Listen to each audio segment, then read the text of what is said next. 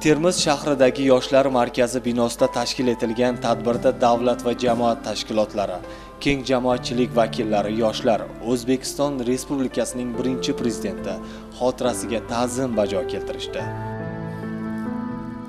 Qayg'uli xabarni eshitgandan keyin yurtboshimizni sog'liklarini tilab, hamma yoshlarni birlashtirishni bir she'r yozgan edim.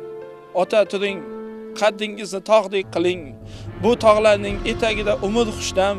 Siz deb bugun taqdiriga ega elning baxti uchun omon bo'ling, bo'ling bardam. O'rgatdingiz ne ekanin yonib yashash, shodlik bilan tutash har bir yo'llarimiz. Aytasiz-ku, hayot asli tinsiz kurash. Turing ota, uzatamiz qo'llarimiz.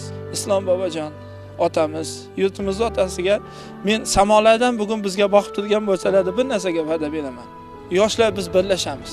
Biz ortimizga qaytmaymiz. Siz qurib bergan osoyishta hayot, musaffo osmon, tinchlik zamonini biz yanada rivojlantirishga harakat qilamiz.